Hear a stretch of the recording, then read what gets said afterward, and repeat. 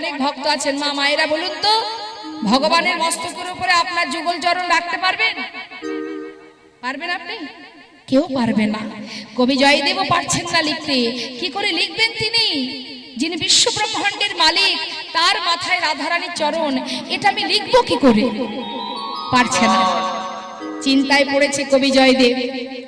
এমন সময় কবি জয়দেবের স্ত্রী অর্থাৎ পদ্মাবতী বলছে, স্বামী তুমি সেই থেকে গীত গোবিন্দ লিখছো, আমার মনে হয় তুমি স্নান করে প্রসাদ পেয়ে তারপরে লেখো, মাথা ঠান্ডা করে, আমার মন বলছে তোমার বাঞ্ছা পূর্ণ হবে। কবি জয়দেব এই কথা শুনে মস্তকে তৈল দিয়ে অজয় নদীতে স্নান করতে যাবার কালে পথে যেতে যেতে গীত গোবিন্দের কথা মনে পড়ছে, আর গোবিন্দকে স্মরণ করে বলছে, হে প্রভু, এত বড় গীত গোবিন্দ আমি লিখলাম, কিন্তু অবশেষে এই শ্লোকটুকু আমি লিখতে পারছি না কেন দয়াময়? তুমি তো বাঞ্ছা কল্পতরু, একবার কৃপা করো। বলতে বলতে যাচ্ছে মা। আর ভক্ত যদি ডাকে, ভগবান কি করে দূরে থাকবে গো? তিনি বিলম্ব না করে ভক্তের সেই শেষ বাঞ্ছা পূর্ণ করবার জন্য কবি জয়দেবের ছদ্মবেশে স্বয়ং ভগবান এসে ডাকছে, পদ্মা, পদ্মা। কে? আমি। দরজা খোলো পদ্মা। পদ্মা দরজা খুলে বলছে, স্বামী তুমি? হ্যাঁ পদ্মা, আজ না ওই অজয় নদীতে স্নান করতে যেতে যেতে হঠাৎ আমার ওই শ্লোকটা মনে পড়ে গেল। ভাবলাম স্নান করে ফিরে আসতে আসতে যদি ভুলে যাই, তাই ফিরে এলাম আমি। তোমার ঘরে যদি জল থাকে আমাকে একটু স্নান করিয়ে দেবে পদ্মা? পদ্মাবতী বলছি, কেন দেব না, এসো। ঘরে নিয়ে নিজে হাতে পদ্মাবতী ভগবানকে স্নান করালেন স্বামী রূপে। স্নান হলো বাবা। এবার পাত্রে পারস নিয়ে যখন মন্দিরে যাবে, এমন সময় গোবিন্দ ডাকছে, পদ্মা। স্বামী কোথায় যাচ্ছ? কেন? মন্দিরে যাচ্ছি। পদ্মা শোনো, মন্দিরে যাবার আগে তুমি আমাকে খেতে দাও। তোমাকে? হ্যাঁ পদ্মা, আমার বড্ড খিদে পেয়েছে, আর তুমি তো জানো আমার শ্লোকটা পূর্ণ করতে হবে, বেশি দেরি করলে ভুলে যাব, তুমি শিগগিরই আমাকে খেতে দাও। স্বামী ছি ছি, এমন অলক্ষণে কথা বলতে নেই। ঘরে গোপীনাথ, আহা, ঘরে রাধা মাধব, তাকে সেবাটা দিয়ে আসি, তারপরে তো তোমাকে দেব। পদ্মা, আমি না বললাম আগে আমাকে খেতে দাও? তুমি কি আমার কথা বুঝতে পারছো না? স্বামী কি বলছো তুমি? একটু অপেক্ষা করো। পদ্মা, কেন তুমি বুঝতে চাইছো না? পদ্মা, একটা বার ভাবো না, আমি ওই মন্দিরে রাধা মাধব স্বয়ং তোমার কাছে এসেছি, এবার তো খেতে দাও। স্বামী এমন কথা তো কখনো তুমি বলো না।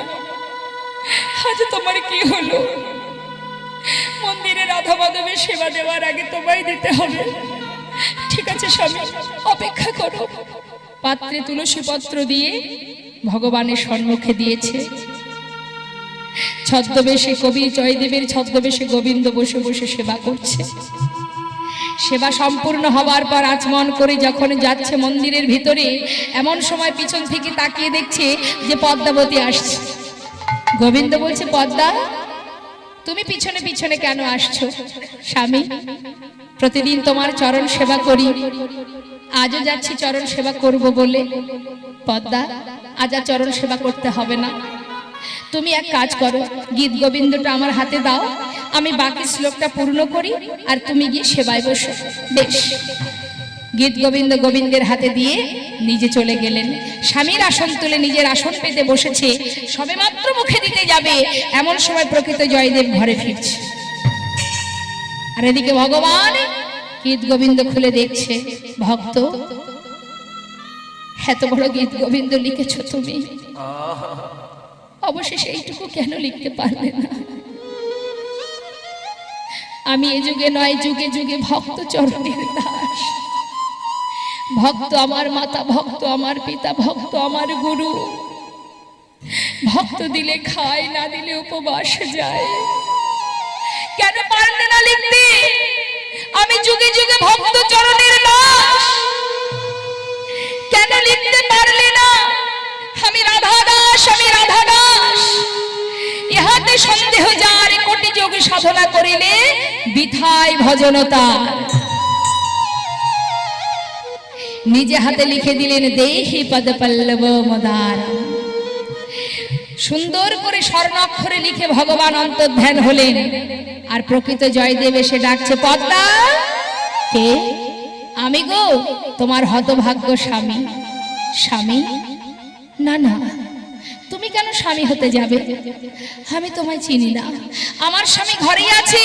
তুমি কে? তুমি চলে যাও। পদ্মা, এ কি বলছো তুমি? আমি বাইরে দাঁড়িয়ে আছি, দরজা খোলো না। আমি তোমায় চিনি না, তুমি চলে যাও। পদ্মা, এমন কথা তুমি কেন বলছো? পদ্মা, দরজা খোলো। কোনো কথা না শুনে কবি জয়দেব মুষ্টাক হাতে দরজা খুললেন। খুলে দেখছে কি পদ্মাবতী সেবা করছে। ও তাই তো বলি পদ্মা, কেন আমি গীত গোবিন্দ পূর্ণ করতে পারছি না? আজ ভগবান আমার প্রতি রুষ্ট হয়েছে কেন? এখনো মন্দিরে রাধা মাধবের সেবা হলো না, আমাকে সেবা দিলে না, তার আগে তুমি নিজে সেবা করছো। ছি পদ্মা, ছি। স্বামী, কি বলছো তুমি? আমি তো কোনো অন্যায় করিনি, তুমি না সেবা করছো পদ্মা? হ্যাঁ, তোমাকে সেবা না দিয়ে তো আমি সেবা করছি না স্বামী। আমাকে সেবা দিয়েছো? হ্যাঁ, একটু আগেই তো তুমি ফিরে এলে, আমাকে বললে পদ্মা বাকি শ্লোকটা মনে পড়ে গেছে, তাই স্নান না করে ফিরে এলাম। তুমি আমায় স্নান করিয়ে দাও। আমি নিজে হাতে তোমায় স্নান করিয়ে দিলাম, তোমাকে সেবা দিলাম। তুমি চলে গেলে গীত গোবিন্দ পূর্ণ করতে, আর আমি সবে মাত্র সেবায় বসেছি। পদ্মা, কি বললে? আমি গীত গোবিন্দ পূর্ণ করেছি, আমি সেবা করেছি। পদ্মা, অপেক্ষা করো, আমি এক্ষুনি আসছি। ছুটতে ছুটতে মন্দিরের ভিতরে প্রবেশ করে গীত গোবিন্দ খুলে দেখছে, লেখা আছে, দেখে বাঁকা করে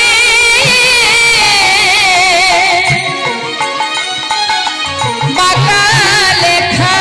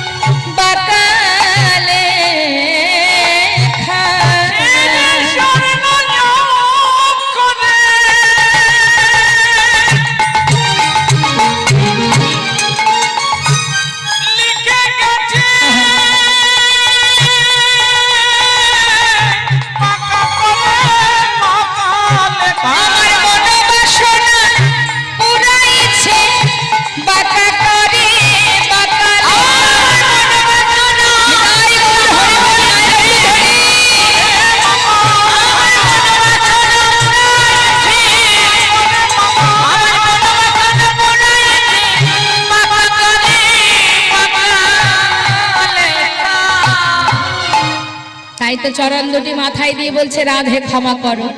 কোনো ক্ষমা হচ্ছে না মা। হঠাৎ সখীগণ বলছে, শ্যামনগর, রাধার চরণে তোমার ক্ষমা হবে না, কিন্তু তুমি ভেবো না যে আমরাও তোমায় ক্ষমা করব। সে কি কথা? তোমাদের কাছেও ক্ষমা হবে না? না শ্যামনগর, কেন জানো? তোমার কাছে দুটো প্রশ্ন করব, উত্তর দিতে পারবে? কি প্রশ্ন? শোনো শোনো গোবিন্দ, তোমার এই অবস্থাটা কে করেছে? আমার আবার কি অবস্থা? সখীরা গোবিন্দকে জেরা করছে, এই যে উত্তর দাও। তোমার নীল উৎপল শিমুখমণ্ডল ঝামর কাহে ভেল, তোমার নীল উৎপল শিমুখমণ্ডল ঝামর কাহে ভেল। নীল উৎপল শিমুখমণ্ডল, উৎপল মানে কি মা? পদ্মের এক নাম হচ্ছে উৎপল। পদ্ম ফুল কেমন? বলছে নীল পদ্মের মতো তোমার বদন, তোমার বদনটা নীল পদ্মের মতো, কিন্তু সেটা কেন আজ ঝামরের মতো হয়েছে? শুকিয়ে গেছে, শুকনো হয়ে গেছে। এমন হলো কি করে? কি করে হলো?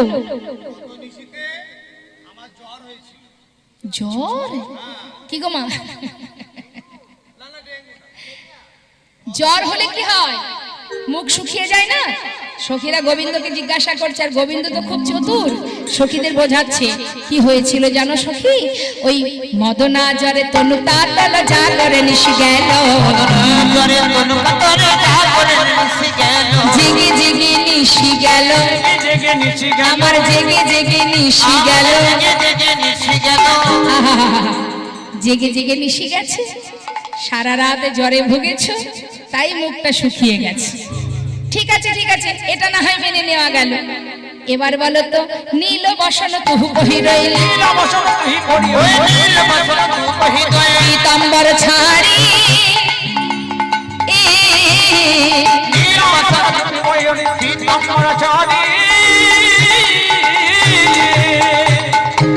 তোমার পীতাম্বর বসন কোথায়? নীল বসন কি করে এলো? হ্যাঁ, এটা কার? হ্যাঁ, দাদা।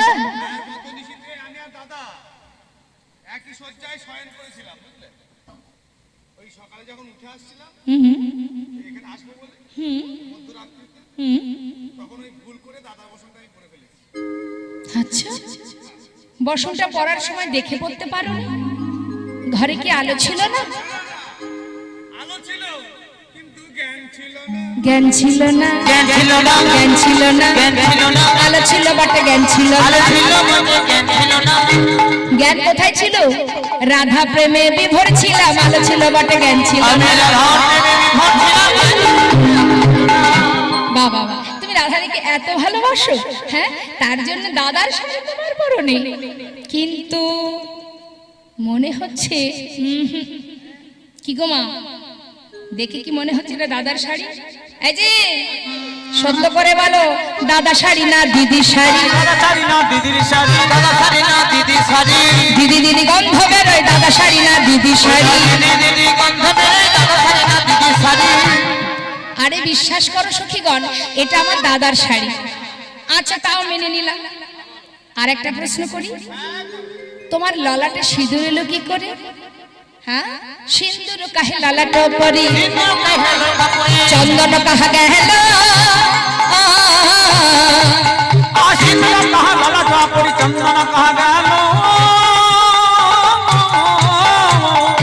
চন্দনের জায়গায় সিঁদুর কি করে এলো কপালে? হ্যাঁ, আচ্ছা,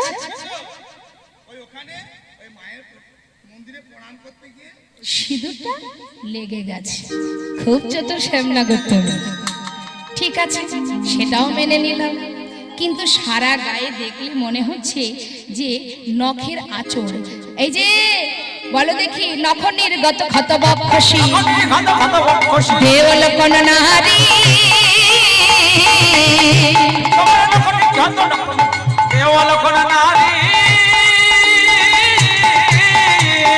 সারা গায়ে নখের আঁচড়।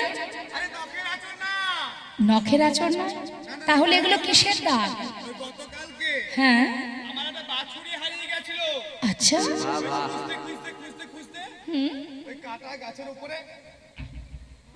পড়ে গিয়েছিলে তাই কাটার দাগ লেগেছে। হ্যাঁ, আচ্ছা আচ্ছা আচ্ছা আচ্ছা, তাও মেনে নিলাম।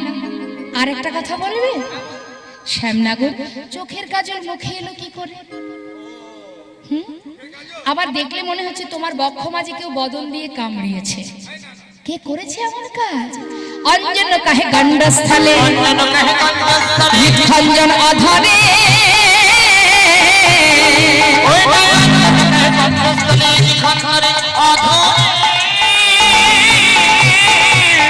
কি হলো বলো? গোবিন্দ আর কোনো ভাষা নেই, খুঁজে পাচ্ছে না। ভাষা থাকবে কি করে? অপরাধ করলে ভাষা থাকে? ওই যে অপরাধ দেখলে বোঝা যাচ্ছে অপরাধ। উত্তরের প্রতি উত্তর দিতে পরাজয় শশী শেখরে, উত্তরের প্রতি উত্তর দিতে পরাজয় শশী শেখরে, উত্তরের প্রতি উত্তর দিতে পরাজয় শশী শেখরে, উত্তরের প্রতি উত্তর দিতে পরাজিত শশী শেখরে। নাগর আমার হার মেনেছে, আহা নাগর আমার হার মেনেছে,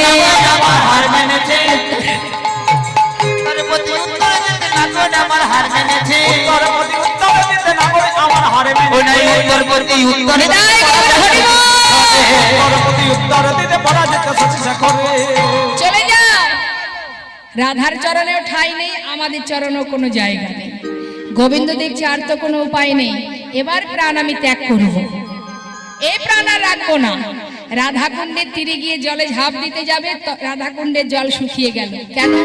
গোবিন্দের রাধারানীর যে কুণ্ড, রাধাকুণ্ড, এটা রাধারানীর সৃষ্টি, তা সেই কুণ্ডের জল শুকালো কেন? ভয়ে। কারণ রাধারানী যখন মান ভেঙে যাবে তখন যদি এসে বলে তুই আমার বধূর প্রাণ নিলি কেন, তাই ভয়ে ভীত হয়ে তাড়াতাড়ি করে জল শুকিয়ে গেল। গোবিন্দ কি করলেন? যমুনার ধারে বালু রাশির উপরে রাধা নাম অঙ্কিত করে নয়নের জলে বুক ভাসিয়ে কাঁদছে। আর রাধারানী তো ঘোমটা টেনে বসে আছে মা। এদিকে সুখ সারি দুই পাখি ঝগড়া বাঁধিয়েছে।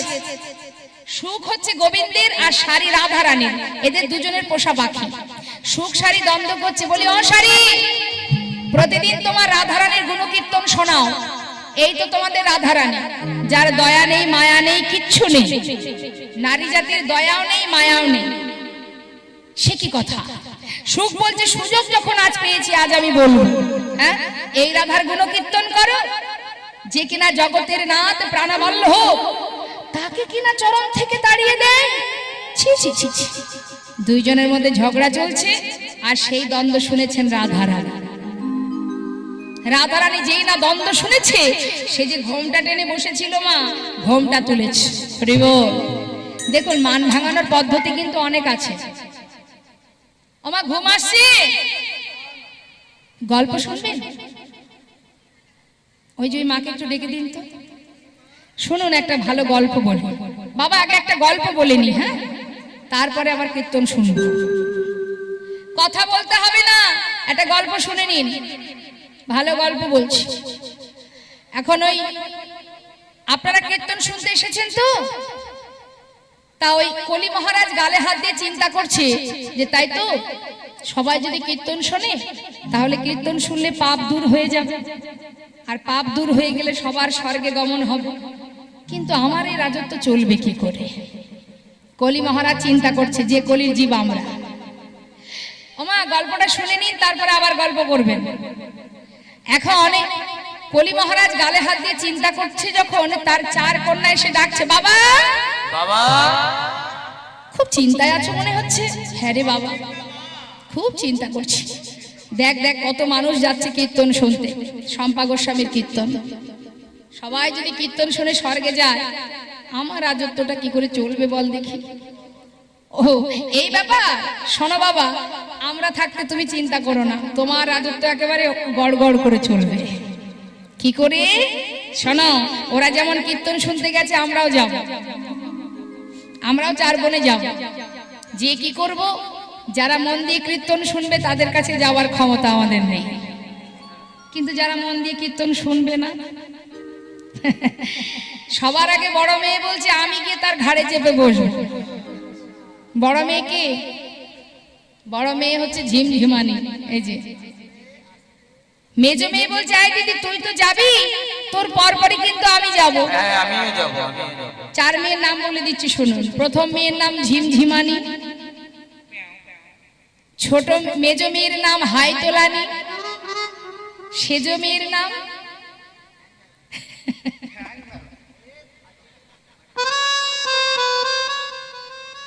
সেজ মেয়ের নাম ঠ্যাং মেলানি, আর ছোট মেয়ের নাম ঘুম পড়ানি।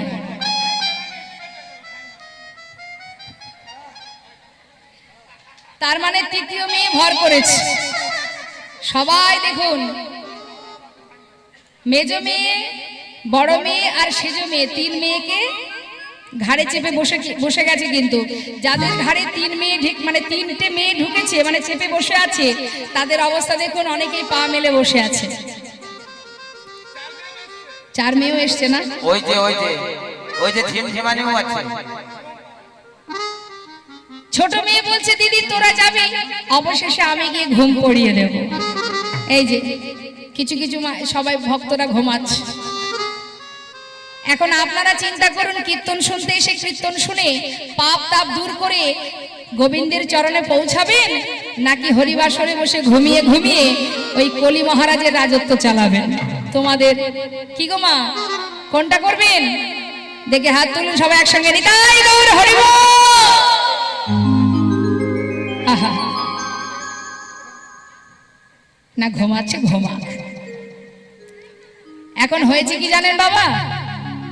ওমা আস্তে আস্তে, দুই ঠাকুমা গেছে কীর্তন শুনতে, না যাত্রা শুনতে, যাত্রা। এখন সন্ধ্যা বাবা, সন্ধ্যা 6টায় হবে যাত্রা, আর দুই ঠাকুমা ভোর 6টায় এসে উপস্থিত। কেন? জায়গা পাবো না, বুড়ো মানুষ, সামনে গিয়ে বসতে গেলে আগে আগে যেতে হবে। এখন আপনারা যেমন আগে আগে এসে বসেছেন, হ্যাঁ, এখন ঠিক ঠাকুমা, দুই ঠাকুমা, তারাও কিন্তু ওই সকাল 6টায় এসে বসে আছে, কারণ সন্ধ্যায় শুরু হবে যাত্রা। আমরা পিছনে দেখলে বসলে দেখতে পাবো না। এখন সারাদিন বসে থাকতে থাকতে ঠিক যাত্রা শুরু হবে 6টায়, তার 2 ঘন্টা আগে দুই ঠাকুমা আর পারছে না, বসে থাকতে থাকতে ঘুম এসে গেছে। মানে যখন যাত্রা শুরু হয়েছে তখন কিন্তু দুই ঠাকুমা ঘুমাচ্ছে, এই যেমন এখন ঘুমাচ্ছে। এবার যেই যাত্রা শেষ হয়ে গেছে, সবাই চিৎকার চেঁচামেচি করছে, সবাই উঠে যার যার বাড়ি যাবে বলে হট্টগোল শুরু হয়ে গেছে। সেই সময় দুই ঠাকুমার ঘুম ভেঙে গেছে। ঘুম ভেঙে বলছে, বস বস বস বস, তাড়াতাড়ি বস বস, যাত্রা শুরু হবে, বস বস বস, যাত্রা শুরু হবে, যাত্রা শুরু হবে, তোরা বস। তখন যাত্রা শেষ। তা ঘুমিয়ে আছে, যেই কীর্তন শেষ হবে সবাই উঠবে, উঠে বলবে হায় হায়, যাত্রা শেষ মানে কীর্তন শেষ হয়ে গেল। হ্যাঁ, কি পালা যে হলো কিছু বুঝলাম না, কি যে গাইলো কিচ্ছু বুঝতে পারলাম না। হাত তুলুন। আমি এই জন্যই বলেছিলাম কথা বললেই আমি কথা বলবো, আমাকে কথা বলাবেন না, আমি বলবো না। হাত তুলুন।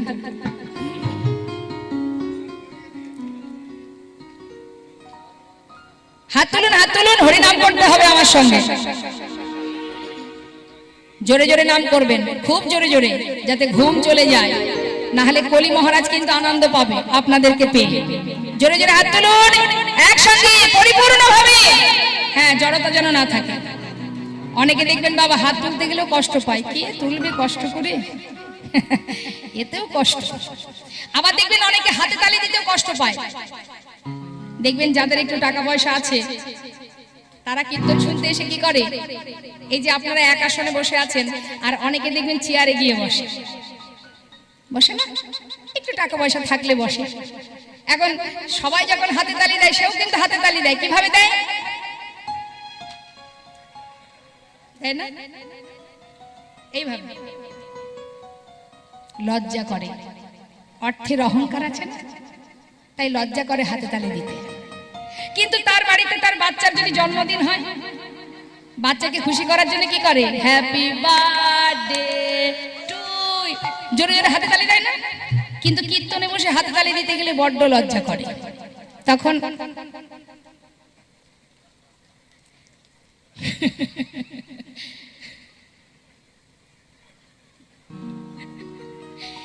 আর সেই একমাত্র প্রাণ ভরে হাতে তালি দিতে পারবে যার ভিতরে জড়তা থাকবে না, অহংকার থাকবে না, অলসতা থাকবে না।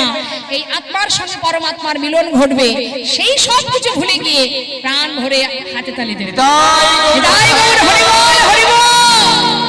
হাত নামানো যাবে না, এবার হাত তুলে হাতে তালি দিতে হবে।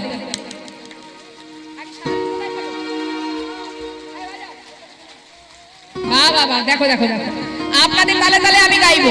হ্যাঁ হ্যাঁ, হরে কৃষ্ণ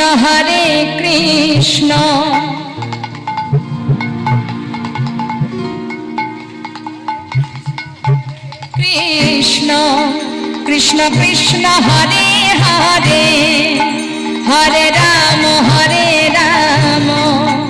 রাম রাম হরে হরে।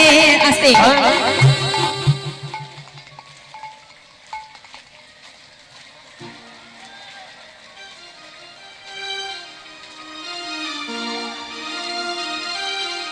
হচ্ছে, এটা হচ্ছে, এক এক থেকে তাল চলে যাচ্ছে। আজ একটা সোজা সুর গাইছে, হ্যাঁ, দেখে হাত তুলুন। তালটা ঠিক রাখতে হবে মা। তাল খেয়েছেন? তাল আস্তে, তাল খেয়েছেন? তাল তাল খেয়েছেন? খেতে কেমন? তাল বেশি করে খাবেন, তাহলে তাল হবে। আর না হলে তালতলা দিয়ে যাতায়াত করবেন বারবার। হ্যাঁ, একটু সহজ সুর গাইছি যাতে আপনারা গাইতে পারেন। আমার গাওয়ার মূল কারণ হচ্ছে আপনাদেরকে গাওয়ানো, তাই আপনারা গাইবেন, সহজ সুরে গাইছি। হ্যাঁ, হাত তুলুন। হরে কৃষ্ণ কৃষ্ণ কৃষ্ণ হরে হরে, হরে রাম রাম রাম হরে হরে, হরে কৃষ্ণ।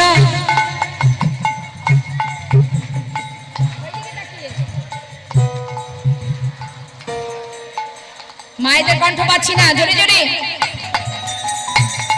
হরে কৃষ্ণ কৃষ্ণ কৃষ্ণ হরে হরে, হরে রাম রাম রাম হরে হরে, হরে কৃষ্ণ হরে কৃষ্ণ কৃষ্ণ কৃষ্ণ হরে হরে, হরে রাম রাম রাম হরে হরে। হরে কৃষ্ণ কৃষ্ণ কৃষ্ণ হরে হরে, হরে রাম রাম রাম হরে হরে, হরে কৃষ্ণ।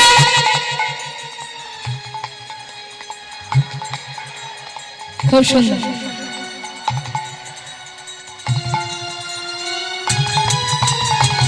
হরে কৃষ্ণ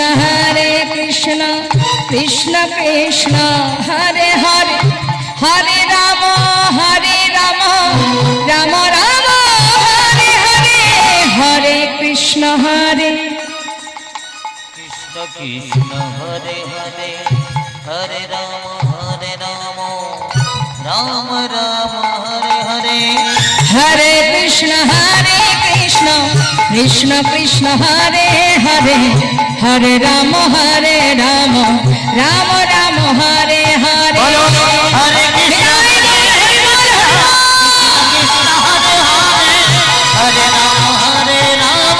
রাম রাম রাম হরে হরে। হরে কৃষ্ণ কৃষ্ণ কৃষ্ণ হরে হরে, হরে রাম রাম রাম রাম হরে হরে। ঘুম ভেঙেছে তো? বেশ, এবার আমাদের জানতে হবে মান ভাঙানোর পদ্ধতি কি কি আছে। দেখুন বাবা, মান লীলা কিন্তু একটা নয়, 8 পর্যায়ের মান আছে। হ্যাঁ, আস্তে হয়ে গেল। আমার দিকে তাকান। মান হয়তো মান করেন? বাবারা বলতে পারবে মান করে কিনা, মায়েরা। এখন মান ভাঙানোর পদ্ধতি কি কি শুনুন। এই যে মান ভাঙানোর পদ্ধতি আছে, আমার বাবারা জানে পদ্ধতিগুলো কিভাবে মান ভাঙাতে হয় নারী জাতি। সাম দান ক্রিয়া ভেদ নতি উপেক্ষা রসান্তর, 7 রকমের পদ্ধতিতে নারী জাতির মান ভাঙানো যায়। তার মধ্যে একটা দুটো বলি। মনে করুন নারী জাতি খুব মান করেছে বাবা, এত মান করেছে তার কোনোভাবেই মান ভাঙানো যাচ্ছে না। এখন বাড়ির স্বামী বড় চিন্তায় পড়েছে, তাই তো গিন্নির মান ভাঙাবো কি করে। এত করে বললাম, এত করে সাধলাম, হলো না। মান ভাঙানোর উপায় আছে কি? একটা সোনার, নারী জাতি দেখবেন একটু সোনাকে ভালোবাসে। সোনার যদি একটা চেন কিনে গিয়ে বলে, ও গিন্নি শুনছ,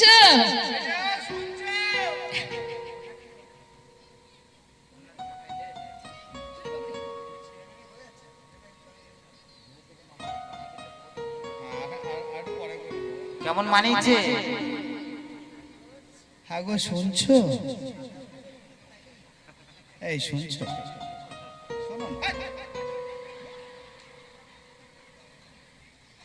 এই যে শোনো, এই দেখো বাজারে সেনকোকল থেকে একটা গাঁদা ফুলের মালা নিয়ে এসেছি।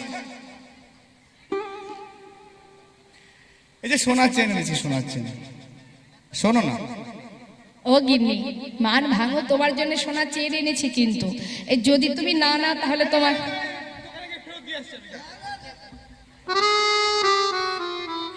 সোনার চেন হাত ছাড়া করা যাবে? মান না হয় পরে করা যাবে, কিন্তু চেন একবার দোকানে চলে গেলে আর আসবে না। তার মানে কি কিছু দিয়ে তার মান ভাঙানো যায়, এটাকে বলা হয় দান। কিছু দিয়ে মান ভাঙানো। অনেক সময় নারী জাতিরা একটু মূল্যবান সোনার গহনা যদি পায়, স্বামীর প্রতি আর তার অভিমান থাকে না। হ্যাঁ, এইভাবে মান ভাঙানোর পদ্ধতি। ক্রিয়া, ক্রিয়া মানে কর্ম করে দেখানো, বড় সড়ো কিছু করে দেখানো। ধরুন স্বামী ভ্যান চালায়, এখন গিন্নির খুব দুঃখ যে স্বামী আমার ভ্যান চালানো ছাড়া আর কিচ্ছু জানে না। এই যে আর তো কোনো ক্ষমতা নেই, ওই ভ্যানটাই চালাতে পারো, আর ওই ভ্যানে বসে বসে আমার জীবনটাই ভেঙে গেল। স্বামীকে যদি প্রতিদিন কেউ বলে যে আর কোনো ক্ষমতা নেই, একটা কাজই জানো, কি গো বাবা আপনারাই বলুন, গিন্নি যদি বারবার খোঁটা দেয় মনের মধ্যে কষ্ট হবে কিনা? আর সে মনে মনে ভাবে দূর আর থাকবোই না এখানে, চলে যাব বিদেশে। বিদেশে গিয়ে সারা দিন রাত খেটে প্রচুর পয়সা রোজগার করে দামি দামি একটা এসি গাড়ি কিনে যদি গ্রামে ঢোকে, বাড়ির গিন্নিকে পাড়ার মহিলারা বলছে, এই এই দিদি মান করিস না, আর কত অভিমান করবি, স্বামীর উপরে অভিমান করেছিস, আর দেখ দেখ ওই দেখ শোনা গেল নাকি তোর স্বামী একটা এসি গাড়ি নিয়ে গ্রামে ঢুকছে। কি গো মা, আর কি মান থাকবে? স্বামী গাড়ি নিয়ে ঢুকছে শুনলে? তার মানে কি? ক্রিয়া করে, কর্ম করে দেখানো। নতি, নতটা কেমন? নত হওয়া। দেখবেন অনেক নারী জাতি আছে, যদি খুব মান করে 7 দিন 1 সপ্তাহ 2 সপ্তাহ চলে গেল, মান ভাঙে না, মাঝখানে ছেলের হয় জ্বালা। বাবা বলে এই তোর মাকে খেতে দিতে বল, তাই না? বাবা হয়তো বলল, মা বলল পারবো না, নিয়ে খেতে বল। ওই ছেলে একবার বাবার ঘর একবার মার ঘর, এই চলতে থাকে। এখন দেখা গেল বেশ কিছুদিন ধরে এই অভিমান চলছে, আর তো হচ্ছে না, উপায় নেই, বাধ্য হয়ে তখন গিন্নি যেখানে বসে আছে পাশে গিয়ে চরণ তলে চরণ,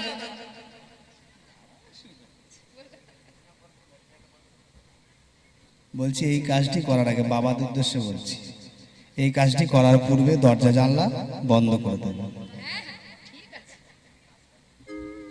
কোন কাজটা আমি বলে দিচ্ছি, চরণ ধরে, হ্যাঁ গো শুনছো, কি গো আর মান করো না, এই দেখো আমি স্বামী হয়ে তোমার পায়ে ধরছি, এবার তো মান ভাঙবো, আর মান করো না, পায়ে ধরে ক্ষমা চাইছি, আর কখনো হবে না। কেন বললেন বলুন তো এই কথাটা? তার কারণ পায়ে ধরে যদি স্বামী হয়ে স্ত্রীর চরণ ধরে, পাড়ার লোক দেখলে পরের দিন সকালে আর পাড়ায় যেতে পারবে। এখন চরণ যদি ধরে সতী রমণী বা যারা একটু নরম প্রকৃতির রমণী হয়, তারা কিন্তু স্বামীকে নিজের পায়ে হাত দিতে দেবে না। দেবে? দেখা গেল কথাই নেই, মুখে কোনো কথা বলে না, হঠাৎ স্বামী এসে পায়ে পড়লো, তখন কি করবে? আরে আরে আরে হয়ে গেল, মান ভেঙে গেল। আর উপেক্ষা কেমন? দেখা গেল নারী জাতি এত রাগ করেছে যে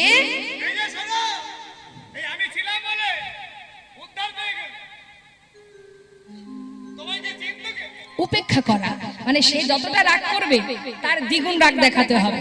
যাও যাও, মান করেছো করেছো, জীবনে এত কিছু পেয়েছো আমার জন্য, আমি ছাড়া তোমার আর কেউ নেই, কোনো ক্ষমতা নেই, কেউ তোমায় চিনত না, আমার জন্য চিনেছে সবাই। মানে কি? যতটা গিন্নি রাগ করবে তার দ্বিগুণ রাগ দেখাতে হবে। তখন সে ভাববে সত্যি তো, এত নাম এত যশ, আমার স্বামী এত বড় একজন ব্যারিস্টার, তার গিন্নি আমি, তার জন্যই আমার সম্মান। অনেক সময় এই ক্ষেত্রে মান ভেঙে যায় স্বামী যদি রেগে যায়, তাই না? তা এইভাবে প্রত্যেকটা পদ্ধতি আছে বাবা মান ভাঙানো নারী জাতি। এখন রসান্তর বলতে হবে। আচ্ছা, রসান্তরটা কেমন? গিন্নি রাগ করেছে, গিন্নিকে ভয় দেখানোর জন্য স্বামী কি করবে? মরতে যাবে।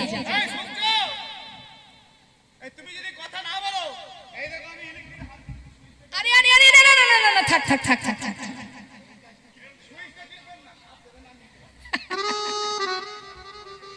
কি তাই না?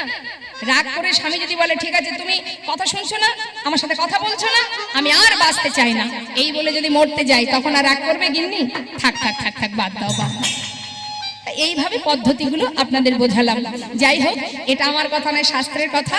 এবার শ্রীমতী রাধারানী সখীদের বলছে, এই সখী এ আমি কি শুনছি সুখ সারির দ্বন্দ্ব, সুখ মুখে শুনি ধ্বনি হইছে ন বচন, সুখ মুখে শুনি ধ্বনি পরিচন বচন, আপনার চরণ পদে করে নিরীক্ষণ, আপনার চরণ পদে করি নিরীক্ষণ, চরণেতে কৃষ্ণ পার বন্দনা দেখিয়া হনাথ হনাথ বলে উঠিল কাঁদিয়া, চরণে হৃদয় গৌর হইব না দেখিয়া আনা তো না তো বলে উঠিল কাঁদিয়া, বলে কইরে আমার বধূ কইরে, আমার বধূ কইরে, এই তো ছিল কোথায় গেল কইরে আমার বধূ কইরে, ও ললিতায় অভিষেকা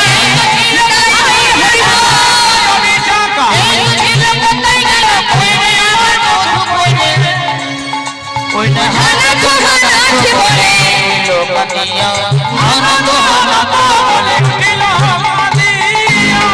আমা শ্রীমতী রাধারানী যেই মান ভেঙেছে, সখীরা বলছে রাধে এ কি করছিস তুই? বাবা বসুন বসুন বসুন।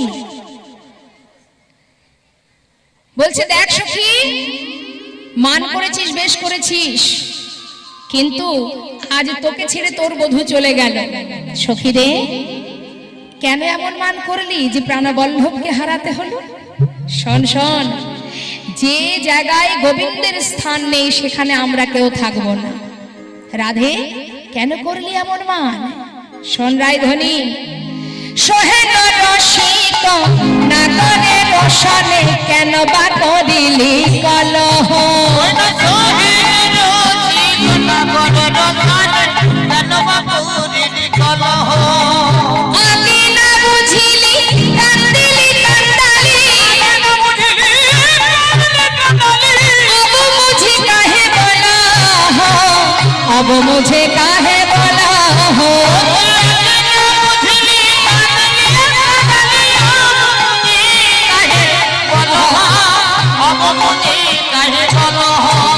তুই নিজেও কাঁদলি তাকেও কাঁদালি, বলে বলে রাধে কি করিলি, নিজেও কাঁদলি তাকেও কাঁদালি,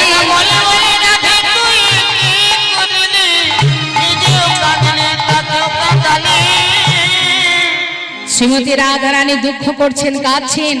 মহাজনী পদ তো বাবা বড্ড কঠিন পদ। বলছে সখী রে, শোন শোন, কুলের ঝেওয়ারি কাহাতে বইয়ারি ইথে কি পিরিতি কয় গো, আমার কুলের ঝেওয়ারি তাহাতে গোয়ারি এতে কি প্রীতি রয় গো, কথাগুলো মন দিয়ে শুনবেন। সখীরা বলছে রাধে, একে তুই কুলের বধূ, তাতে তোর আবার শত্রু আছে, শত্রুকে চন্দ্রা বলি, এইভাবে কি আর ভালোবাসা থাকে? হ্যাঁ, উঠি আই বিশাখা রাই থাকুবে ওর পাশে থাকাই উচিত নয়, পাশে থাকাই উচিত নয়,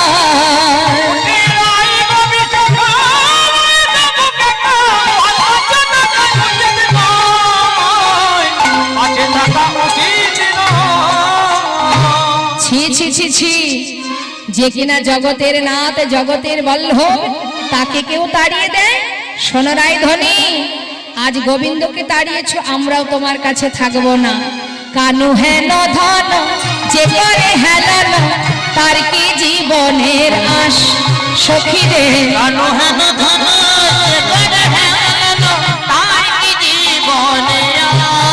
উঠে আই ললিতা রাই থাকুক তারি মরা ভালো বেঁচে কি বা ভালো, কহে দিজ চণ্ডীদাস, কহে দিজ চণ্ডীদাস,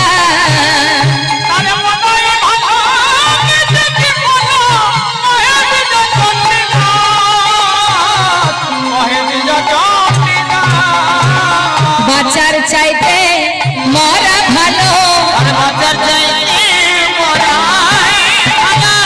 বেঁচে থেকে লাভ কি বলো, বাঁচার চাইতে মরাই ভালো, যে যার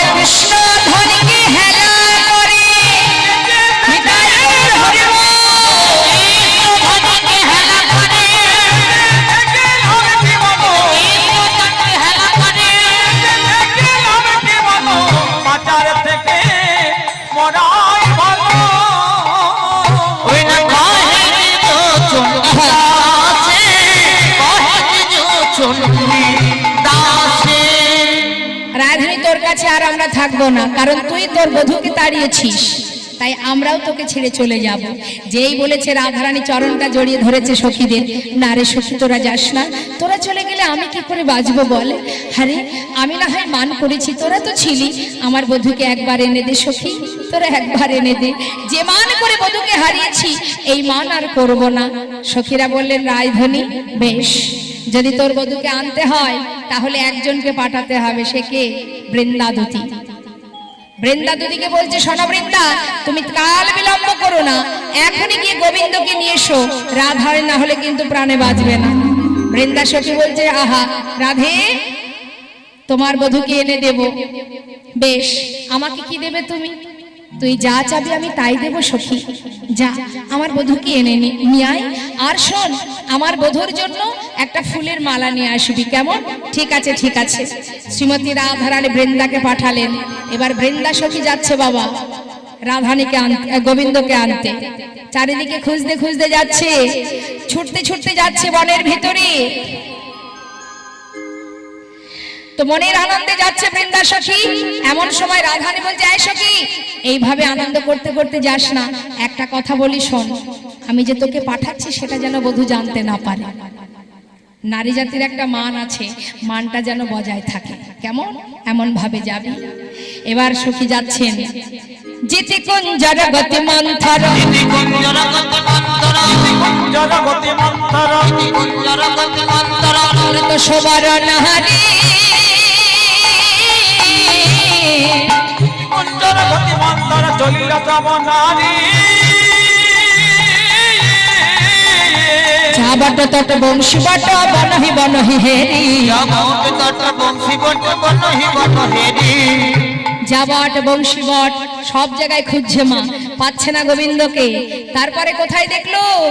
মদনা কুণ্ড শ্যাম কুণ্ড, মদন কুণ্ড শ্যাম কুণ্ড, মদন কুণ্ড শ্যাম কুণ্ড, মদন কুণ্ড শ্যাম কুণ্ড, রাধা কুণ্ডের তীরে, ওই না মদন কুণ্ড শ্যাম কুণ্ড, রাধা কুণ্ড তীরে। দ্বাদশ বন হেরত সবন শৈল কিনারে, দ্বাদশ বন হেরত সবন শৈল কিনারে, দ্বাদশ বন হেরত সবন শৈল কিনারে। দ্বাদশগণ, দ্বাদশগণ মানে সখাগণ, দ্বাদশ সখাকে দেখতে পাচ্ছে, কিন্তু সেখানে গোবিন্দ নেই। তাহলে কানাই কোথায় আছে?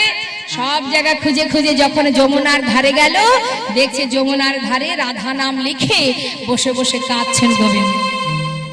রাধারানী বলে দিয়েছে এই সখী যাবি বটে, বধূ যদি তোকে ডেকে কিছু বলে তবে যাবি, যেচে সেদে যেন যাস না, তাহলে আমার মান থাকবে না। নারী জাতির মান বজায় রাখবি, আবার প্রাণটাও বাঁচাবি, না হলে কিন্তু বধূকে না পেলে আমি বাঁচবো না। বেশ, এবার বৃন্দা সখী যাচ্ছে মা, কি দেখছে? যমুনা কূলে নিপহি মূলে লুটাত বনয়ারী, চন্দ্রশেখর ধূলি ধূসর কহত প্যারি প্যারি।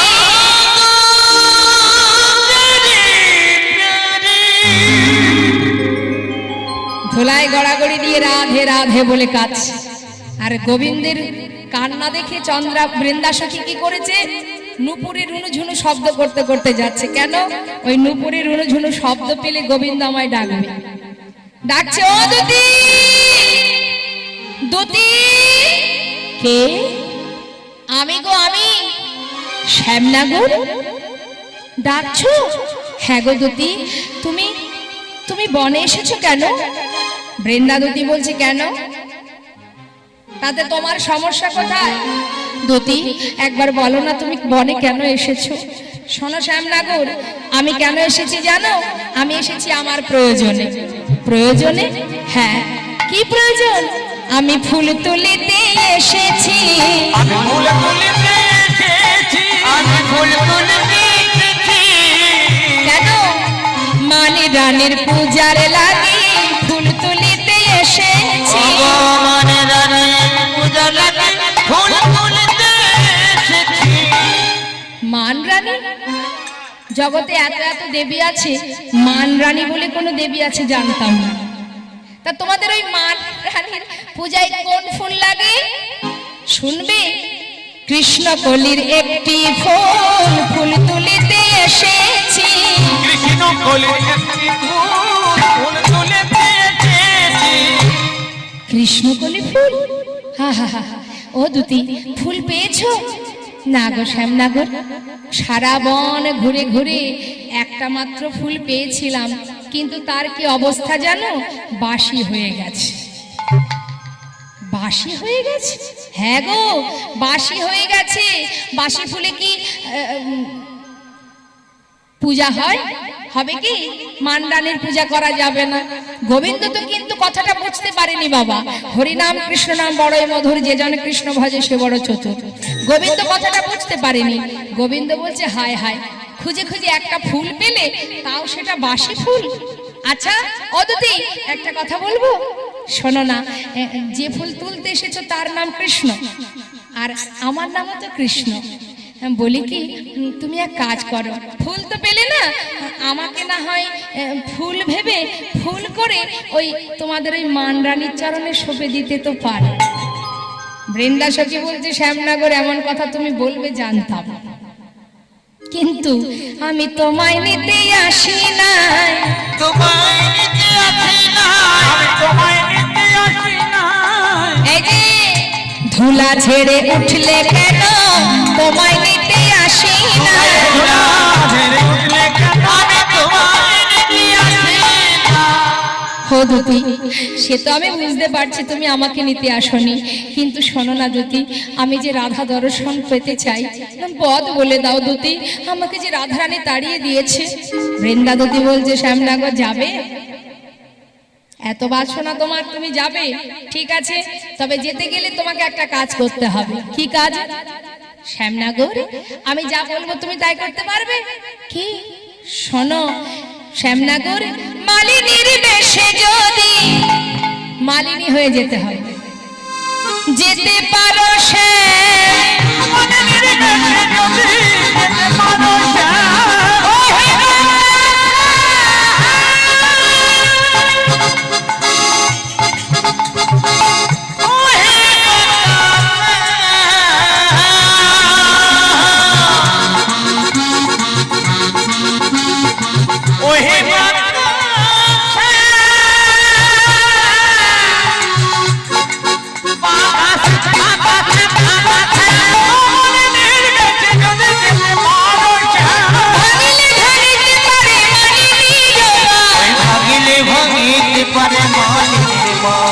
যেতে কি পারবে? যেতে কি পারবে? বলো যেতে কি পারবে? বলো যেতে কি পারবে? মালিনীর বেশে তুমি যেতে কি পারবে? মালিনীর বেশে তুমি যেতে কি পারবে? ভাগি ভাগি কি করে মালিনীর মা, মারিতে মারে মালিনীর মা। সত্যি কথা, মালিনীর বেশ কেন? তুমি যা বলবে আমি সেটাই সাজতে রাজি। রাধা দর্শনে যাবার জন্য যে যা বলবে তাই করবে। আচ্ছা তাহলে তুমি আর দেরি করো না, মালিনীর বেশ পরিধান করো। মালিনীর বেশ কোথায় পাবো? কেন? বনের মাঝে তোমাদের মা আছে, মা যোগমায়াকে স্মরণ করো। যোগমায়া যোগেশ্বরী, তাকে স্মরণ করো, লীলার সহায়কারিণী মা। বেশ, গোবিন্দ বিলম্ব না করে মা যোগমায়াকে স্মরণ করবে। আমরাও একটু করব, মায়ের একটা গান শুনে নি। হ্যাঁ,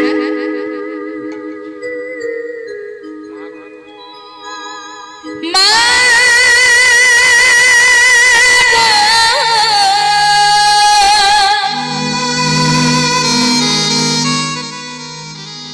আমার মা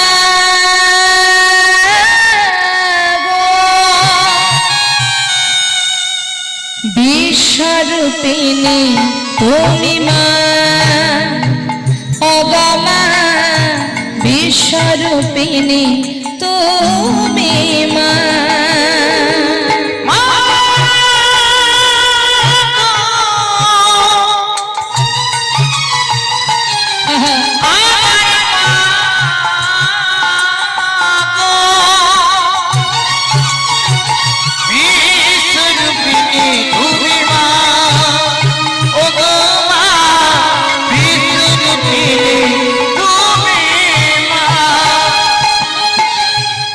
এই যে কত না রূপে লয়ে কত না লীলা করো, কত না রূপে লয়ে কত লীলা করো, কত না রূপে লয়ে কত না লীলা করো, কত না রূপে লয়ে কত লীলা করো, সকলি তোমার মহিমা, বিশ্বরূপিণী তুমি মা।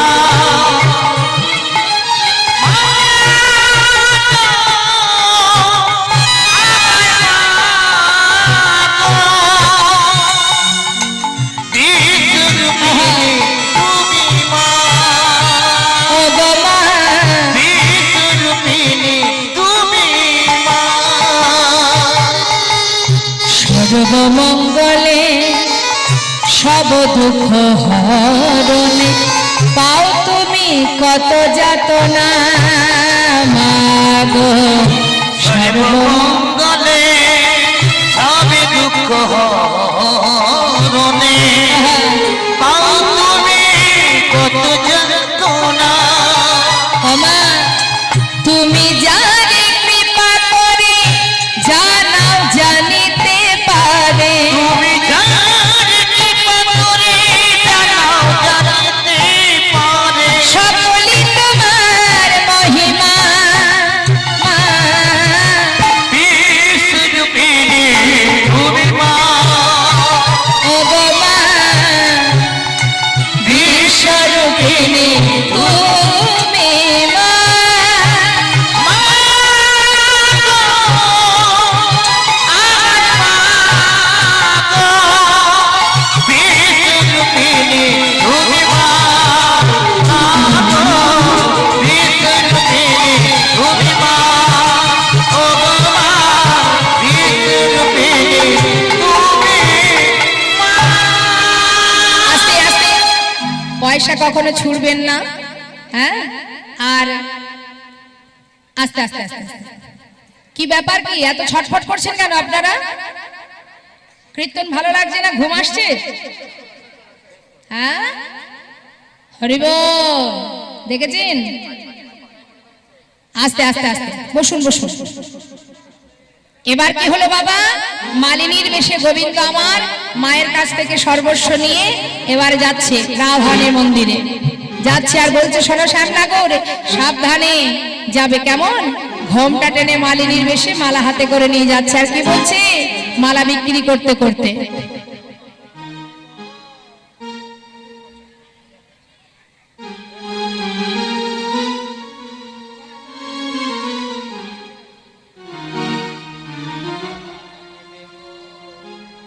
তোমরা কেউ মালা নেবে গো অগব্রজবাসিনী, তোমরা কেউ মালা নেবে গো, ও গো ব্রজবাসিনী। তোমরা কেউ মালা নেবে গো, ও গো ব্রজবাসিনী। তোমরা কেউ মালা নেবে গো, ও গো ব্রজবাসিনী। মালা এক গাছি নয় দু গাছি নয় গো, ও মালা এক গাছি নাই দু গাছি নাই গো, আমি মালা হালায় এনেছি। তোমরা কেউ মালা নেবে গো, ও গো ব্রজবাসিনী। তোমরা কেউ মালা নেবে গো, ও গো ব্রজবাসিনী। যাচ্ছে মালা বিক্রি করতে করতে, এদিকে বৃন্দাসখী বলছে শ্যামনগর তুমি একটু বাইরে দাঁড়াও, আমি ভিতরে যাই। ভিতরে গিয়ে বলছে ও রাধে, তোর বধূকে পেলাম না, তবে তুই বলেছিলি না যে মালা কিনবি, আমি এক মালিনীর সন্ধান পেয়েছি, যদি বলিস তাকে ভিতরে আনবো। যা সখী নিয়ে আয়, আমি আমার বধূর জন্য মালা কিনবো। যখনই গোবিন্দকে বৃন্দাসখী বলছে শ্যামনগর এবার ভিতরে চলো, তবে সাবধান, বুঝে শুনে কথা বলবে কিন্তু, কেমন? গোবিন্দ ভিতরে যাচ্ছে আর রাধারানী বলছে মালিনী এসো এসো মালিনী গো, আমি তোমার মালা কিনিব। এসো মালিনী গো, আমি তোমার মালা কিনিব। এসো মালিনী গো, আমি তোমার মালা কিনিব। তোমার কি নাম কথা ধামি গো, তোমার কি নামে কোথায় আমি গো, তোমার কি নাম কথা ধামি গো, তোমার কি নামে কোথায়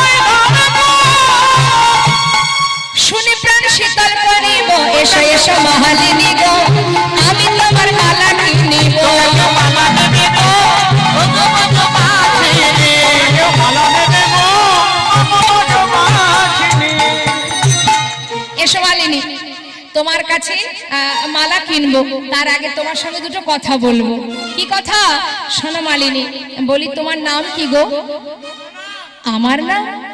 আমার নাম হরি মালিনী শোনো শোনো ও রাজনন্দিনী হরিমালিনী শোনো শোনো ও রাজনন্দিনী আমার নাম হরিনন্দিনী শোনো শোনো ও রাজনন্দিনী তোমার নাম হরি মালিনী বাবা বাবা তবে শোনো রাজনন্দিনী আমার গায়ের রং কালো বলে সবাই আমায় কি বলে জানো কি বলে আমি কালো বলে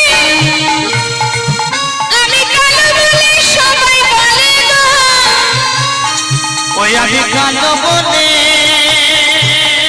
সবাই বলে গো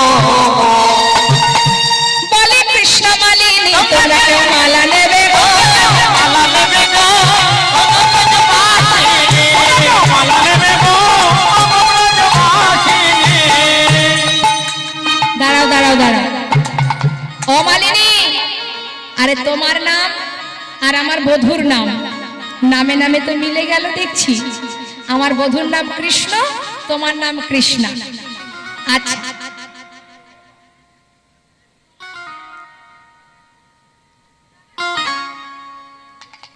কি হয়েছে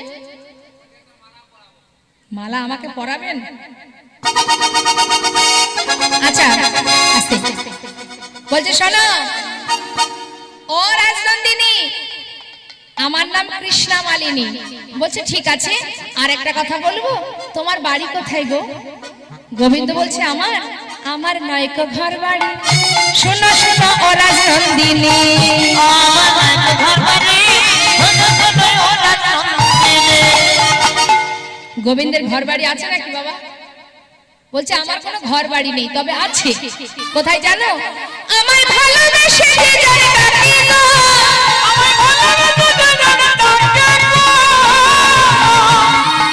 যদি কেউ আমাকে ভালোবেসে ডাকে আমি যাই তাহার বাড়ি তোমরা কেউ মালা নেবে গো ও গো ব্রজবাসিনী মালা নেবে গো ও গো ব্রজবাসিনী তোমরা কেউ মালা নেবে গো ও গো ব্রজবাসিনী বাবা বাবা বাবা ওই যে শোনো না ও মালিনী তোমার ফুলের মালার দাম কত গো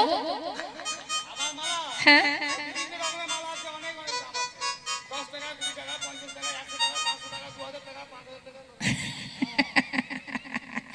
বাবা শোনো না ও মালিনী তোমার মালা আমি নেব বলি তোমার মালা যদি না নিই তাহলে কি হবে বলে শোনো যদি মালা তোমরা না নাও তাহলে আমি অভিশাপ দেব কি অভিশাপ হ্যাঁ তাহলে কিনবো মালার যদি না নাও আমি অভিশাপ দেব তোমাদের শাশুড়ি ননদিনী মারা যাবে শাশুড়ি ননদিনী মারা যাবে গো আচ্ছা সখীরা বলছে এই রাধে শাশুড়ি ননদিনী যদি মারা যায় তাহলে গোবিন্দ দর্শনের রাস্তা তো পরিষ্কার আর তো কোনো বাধাই থাকবে না এই মালা কিনিস না মালা কেনার দরকার নেই গোবিন্দ চিন্তা করছে হায় হায় কি যে বলে ফেললাম এবার আমি কি করি বুদ্ধি করে বলছে শোনো শোনো এই মালার যেমন দোষ আছে তেমন গুণও আছে কি গুণ আমার মালা যে যেন পরে না করে তার বশেতে ফেরে আমার মালা যে যেন পরে না করে তার বশেতে ফেরে আমার কথাটা বুঝতে পারলেন নাগর অর্থাৎ স্বামী আপনার কথায় উঠবে আর বসবে যদি এই মালা পরা যায় স্বামী যদি কথা না শোনে কৃষ্ণ প্রসাদী মালা পরলে আপনার কথায় স্বামী উঠবে আর বসবে কি এরকম সমস্যা কারোর আছে তাহলে মালা বিক্রি হবে না না থাকলে বলবেন বলি স্বামী যদি কথা না শোনে এই মালাটা নিয়ে গিয়ে পরিয়ে দেবে আপনার কথায় উঠবে আর বসবে এখন এখানে হয়তো অনেকেই আছে যাদের এখনো বিয়ে থাওয়া হয়নি মনে মনে ভাবছে আমাদের তো এখনো বিয়ে হয়নি আমরা কেন মালা কিনবো উদ্দেশ্যে বলছি। ও তোমার হয়নি? বলছি শোনো, আমার মালা যদি কেউ পরে, দেখা গেল যে দেখাশোনা চলছে কিন্তু পার্মানেন্টলি হচ্ছে না, হ্যাঁ, বারবার আসে আর চলে যায়, তাকে যদি পার্মানেন্টলি অর্থাৎ লাইফ টাইম করতে হয়, তাহলে কৃষ্ণপ্রসাদী মালাটা পরলে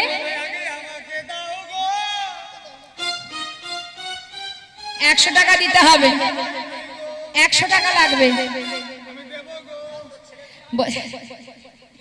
বলছি এই মালা যদি পরো তাহলে 1 বছরের মধ্যে নাগর চলে আসবে।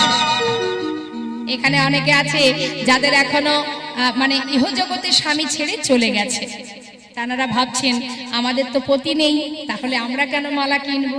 তাদের উদ্দেশ্যে বলছি, ইহলোকের স্বামী, ইহজগতের স্বামী যদি চলে যায়, মানে পরপারে চলে যায়, এই কৃষ্ণপ্রসাদী মালা পরলে পরপারে গিয়ে জগৎপতির সঙ্গে মিলন হবে। নিতাই গৌর হরি বল হরি বল। তাহলে মালা যদি কেউ কিনতে চান আমার কাছে চলে আসুন। হ্যাঁ, বলছে শোনো, সেটা না হয় মানলাম, তোমার মালা তো কিনবো, তোমার স্বামীর নাম কি গো? মালিনী বলছে ছি ছি ছি ছি, স্বামীর নাম আবার কেউ ধরে নাকি? তাই কি ধরে? গোবিন্দ বলছে শোনো, আমি স্বামীর নাম বলতে পারবো না। সখীরা বলছে কি হয়েছে বলোই না, তোমার স্বামীর নাম কি? ও মালিনী, আরে এখন সবাই বলে, বলে না? কি আপনার বলেন, স্বামীর নাম বলেন তো? বলেন না, মিথ্যা কথা বলে না। হ্যাঁ, এই যে আরে বলোই না তোমার স্বামীর নাম কি?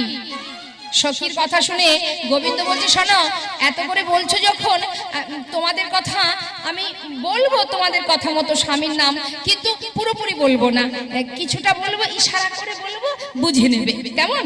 ইঙ্গিত ইশারায় বুঝে নিতে হবে। তা বলছে তাই হোক, বলোই না তোমার স্বামীর নাম কি? শোনো, ভালো তৈলেতে চরণ দিলে স্বামীর নাম হয় গো সজনী।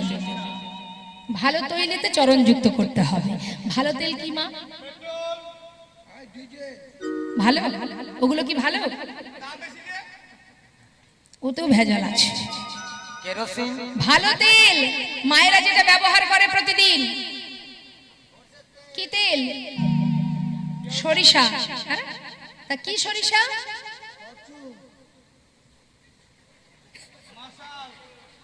কিনতে কিনতে সরিষার তেল কিনতে কিনতে নাজিহাল। মায়েরা বলুন কোন সরিষা ভালো? বাবারা বলতে পারে। নাম কি তার? কালো বললে হবে না, রাই সরিষা। ঠিক বলছে ভালো তৈলেতে চরণ যুক্ত করতে হবে। তাহলে ভালো তেল কি? রাই, রাই সরিষা। তাহলে রায়ের সঙ্গে যদি চরণ যুক্ত করা যায় তাহলে রাই চরণ। এই যে অমালিনী, তোমার স্বামীর নাম কি রায়চরণ? শ্রীমতী রাধারানী চরণের দিকে হাত বাড়িয়ে বলছে, বললাম না মুখে বলবো না, ওই চরণ। মানে রাধারানী চরণের দিকে হাত বাড়িয়ে বলছে ওই চরণ। ও, তোমার স্বামীর নাম রায়চরণ? বাবা বাবা বাবা। ও মালিনী, জানো তো তোমার সাথে কথা বলতে না আমার খুব ভালো লাগছে। আর একটা কথা বলবে? বলি, তুমি এই বয়সে মালা বিক্রি করো কেন? তোমার স্বামী ঘরে থাকে না? আহা, সে কথা আর কি বলবো রাজনন্দিনী। এবার কি করেছে মা, রাধারানীর কথা রাধারানীকে শোনাচ্ছে। গোবিন্দ মনে মনে বলছে, শ্যামনাগর তোমার কথা তোমাকে শোনাবো। আহা, রাধারানীকে বলছে, রাধে শোনো, মানে বলছে রাজনন্দিনী শোনো, আমার স্বামী আমাকে খুব ভালোবাসে, নাম রেখেছে সুখময়ী। একদিন আমাকে বলছে, ও সুখময়ী শোনো না, একটু পিঠে পায়েস তৈরি করো না, পৌষ মাসের দিনে। তো ও রাজনন্দিনী শুনছো তো? এখন গোবিন্দ চিন্তা করছে রাধার কথা রাধাকে শোনাবো, তাই বলছে পিঠে পায়েস তৈরি করার জন্য যা যা লাগে সবকিছু বাজার থেকে কিনে আমার হাতে দিল, দিয়ে বলল, শোনো তুমি তৈরি করো, আমি একটা কাজে যাচ্ছি বাইরে, কাজ সেরে আমি ফিরে আসবো, খুব তাড়াতাড়ি আসবো, এসে তুমি আমি দুইজনে পিঠে পায়েস খাবো। কি আর বলবো রাজনন্দিনী, গোবিন্দ যেমন সারা রাত আসেনি মা, আজ গোবিন্দ তেমন রাধারানীকে বলছে, কি বলবো রাজনন্দিনী, পিঠে পায়েস তৈরি করে সারা রাত পথপানে চেয়ে বসে থাকলাম, কিন্তু আমার স্বামী সারা রাত এলো না। এলো কখন জানো? পরের দিন সকালবেলা। যেই না বলেছে রাধারানী বলছে, আহা হা হা, ও মালিনী, তোমারও যে দশা আমারও সেই একই দশা গো। আহা, ও মালিনী এসো না, তোমার দশা আমার দশা তো একই দশা। এসো এসো সই পাতাবো, এসো এসো সই পাতাবো, এসো এসো সই পাতাবো, এসো এসো সই পাতাবো, তোমার দশা আমার দশা, এসো এসো সই পাতাবো। তোমার দশা আমার দশা, এসো এসো সই পাতাবো। তোমার দশা আমার দশা তো একই দশা, এসো তোমাকে আমাতে সই পাতাই। গোবিন্দ চিন্তা করছে, সর্বনাশ, এত সময় পরে এবার সই পাতাবে। যদি ঘোমটা খুলে দেখতে পাই আমি দাঁড়িয়ে আছি এখানে, কোথায় যে আমাকে তাড়াবে। তাড়াতাড়ি করে বলছে, শোনো, ওইসব সই টই আমি মানি না। কেন গো? ও মালিনী এসো না, তোমাকে আমার বড় ভালো লেগেছে, আমি সই পাতাই। হ্যাঁ বলছে, শোনো, সই বললে শুধু হবে না, পরে গিয়ে জল সই করে দেবে, সেটা তো হয় না। সই করতে গেলে 3 সত্য অঙ্গীকার করতে হবে। কি কি? এই শোন, এই ধরো আমি এখন মালা বিক্রি করি, হ্যাঁ, যখন আমার বয়স হয়ে যাবে মালা বিক্রি করতে পারবো না, চলতে পারবো না, বয়সের সাথে সাথে বৃদ্ধ হয়ে যাব এবং হাঁটাচলা করতে পারবো না, সই বলবে তখন। কটা সই হলো? এই ধরো এখন আমি বাজারে ফুল বিক্রি করছি, মানে বাগানে ফুল পাই, বনের ভিতরে ফুল তুলি, কিন্তু সব সময় তো আর বনে ফুল পাওয়া যায় না, মালা বিক্রি করতেও পারবো না, না খেয়ে মরবো, এই তখন সই বলবে তো? কটা সই হলো? এই ধরো আমি এখন নারী আছি, তাই না? এই তুমি সই পাতানোর পর যদি আমি পুরুষ হয়ে যাই, কি গো বাবা, এখন হচ্ছে না পুরুষ? হচ্ছে কি না? কোনটা নারী কোনটা পুরুষ বোঝা যায়? সবই ওই বিউটি পার্লারের দোষ। ছেলেরা দিনে দিনে বড় বড় জামা প্যান্ট পরছে, পাঞ্জাবি পরছে, তাতে আবার ওড়না নিচ্ছে, আর মেয়েরা যত শর্ট জামা পরা যায় ততই ভালো দেখাচ্ছে। সব ওই পার্লারের দোষ, তাই না? এখন বলছে, শোনা, তুমি নারী হও আর পুরুষই হও। আরে নারী তো নারী হয়, সে আবার পুরুষ হয় নাকি? তা তুমি ও সই, তোমাকে সই বললাম, কিন্তু তোমার মুখ কেন দেখতে পাচ্ছি না? গোবিন্দ চিন্তা করছে, কি যে হবে আমার, কোথায় যে যেতে হবে ঠিক নেই, এখন ঘোমটা টানাটানি। হ্যাঁ বলছে, বলো না, ও সই, তোমার মুখটা একটু দেখাও, কেন এত বড় ঘোমটা দিয়েছো? কি জানো তো রাজনন্দিনী, আমি ওই স্বামী যেহেতু ঘরে থাকে না, আমি রাস্তায় রাস্তায় মালা বিক্রি করি, পাছে পরপুরুষের দিকে আমার নজর যায়, তাই ঘোমটা টেনে আছে। আরে এখানে তো কোনো পরপুরুষ নেই, আমরা সবাই নারী, একবার তো মুখটা দেখাও। শোনো, তুমি যদি ঘোমটা না খোলো আমরা কিন্তু খুলে দেব। গোবিন্দ ঘোমটা ধরে পিছিয়ে যাচ্ছে। সখীরা বলছে, কি ব্যাপার, ঘোমটা খুলছো না? এই সখী, চল তো দেখি। সবাই মিলে জোরপূর্বক ঘোমটা যেই না খুলেছে, কি দেখছে? জুড়া ভুরু বাঁকা নয়ন দেখিয়া চিনিল, আজ মালিনীর বেশে ধনী বধুয়া পাইল।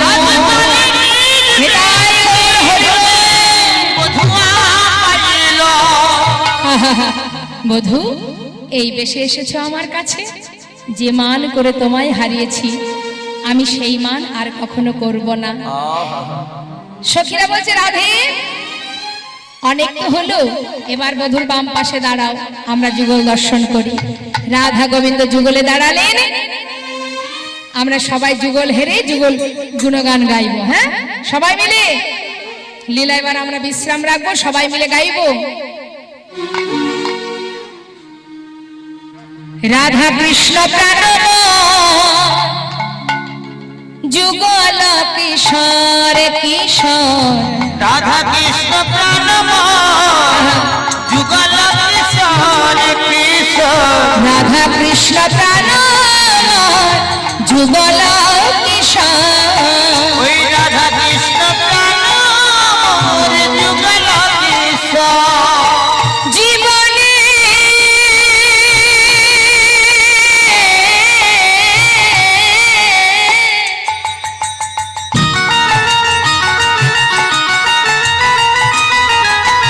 আর জীবনে মরণে গতি জীবনে মরণে গতি আর নাহি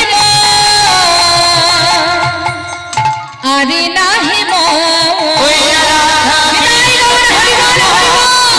যুগল কিশোর কিশোর রাধা কৃষ্ণ প্রাণ মোর যুগল কিশোর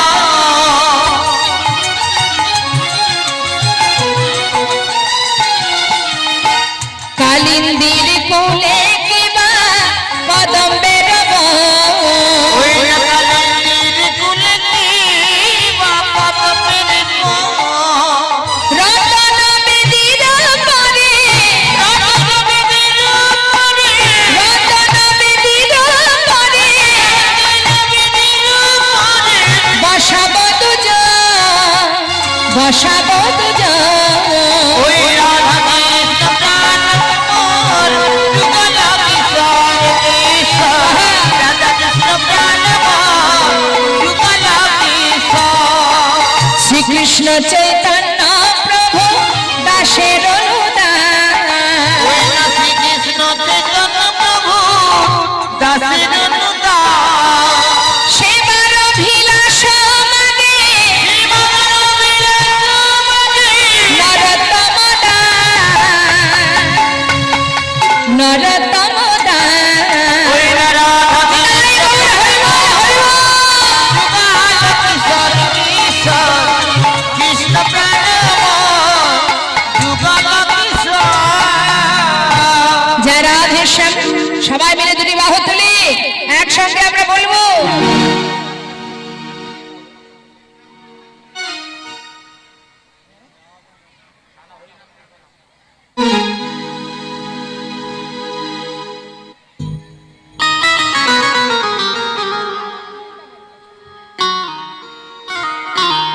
বৃন্দাবন ধাম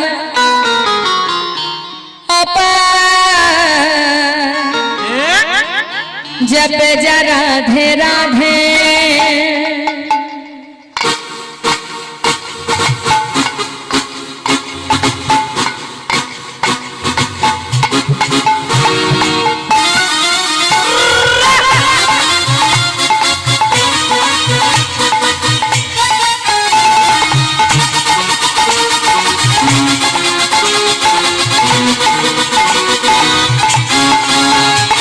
वृंदावन धाम अपार जपे जा राधे राधे वृंदावन धाम अपार जपे जा राधे राधे जपे जा राधे राधे भजे जा राधे राधे जपे जा राधे राधे भजे जा राधे राधे राधे अली बेली सरका जपे जा राधे राधे ओ राधे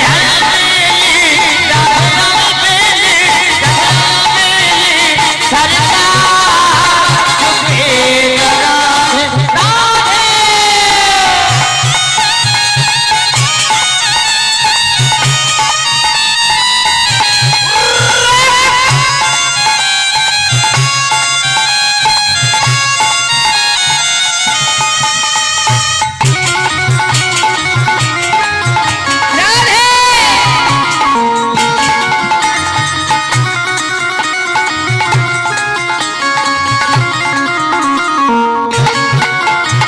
जो राधा राधा गावे वो प्रेम कदर खा पावे जो राधा राधा गावे प्रेम पतंग पावे वो को है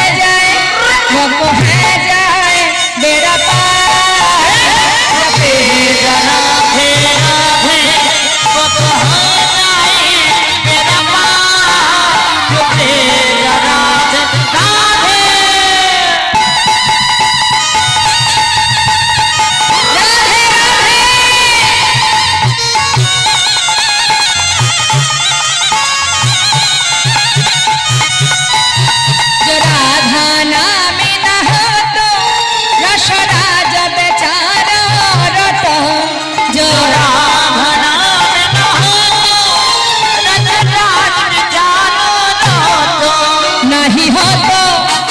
নাহি হত কৃষ্ণ অবতার জপে রাধে রাধে ও নাহি হতো নাহি হতো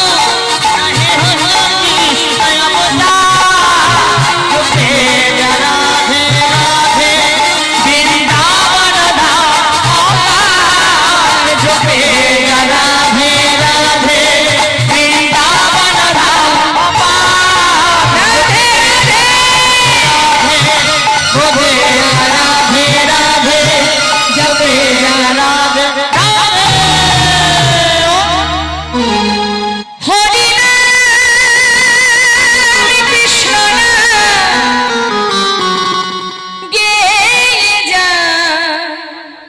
অবিরাম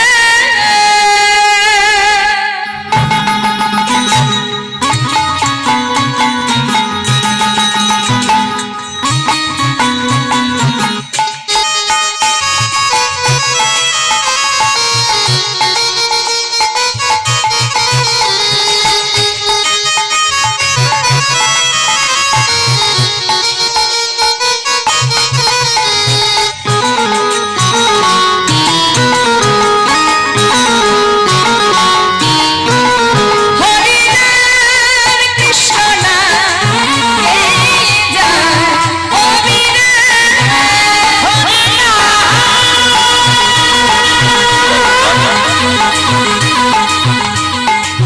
কৃষ্ণ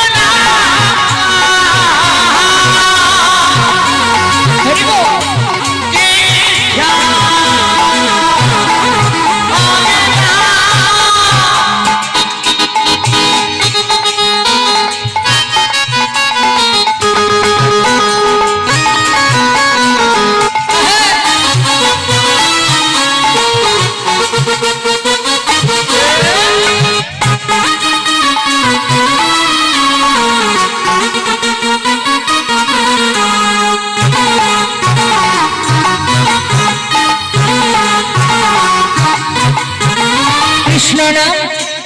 কৃষ্ণ নামে সূর্য সম মায়া গভীর অন্ধকার তাহা কৃষ্ণ তাহা নাই মায়ার অধিকার শ্রী চৈতন্য নিত্যানন্দ অদ্বৈত সীতা হরি গুরু বৈষ্ণব ভগবতার গীতা এসব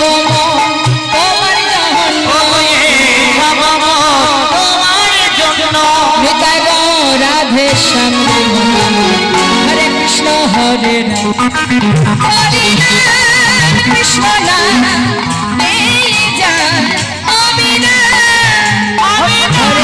হরে কৃষ্ণ কৃষ্ণ কৃষ্ণ হরে হরে হরে হরে হরে রাম হরে কৃষ্ণ হরে হরে রাম হরে হরে হরে সবাই হাত তুলে নিতাই গৌর হরি বল নিত্যানন্দ বল শ্রী অদ্বৈত বল শ্রী কৃষ্ণ রাধার বল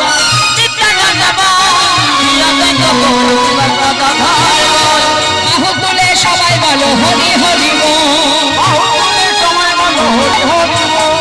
জয় দিলে জয় হবে বল হরি বল হরি বল হরি বল হরি বল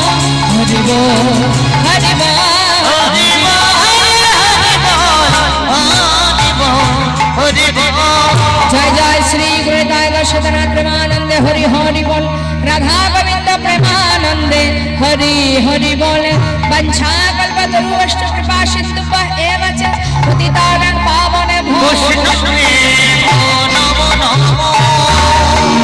জয় হৃদয় জয় গো জয় রাধে আগামীকাল আপনারা সবাই আসবেন এখানে আপনাদের এখানেই শ্রদ্ধেয় আমাদের কীর্তনীয় দাদা গৌরাঙ্গ সুন্দর চক্রবর্তী তিনি আসবেন আপনাদের সম্মুখে দাঁড়িয়ে মধুর মধুর হরিকথা কৃষ্ণ কথা সাধন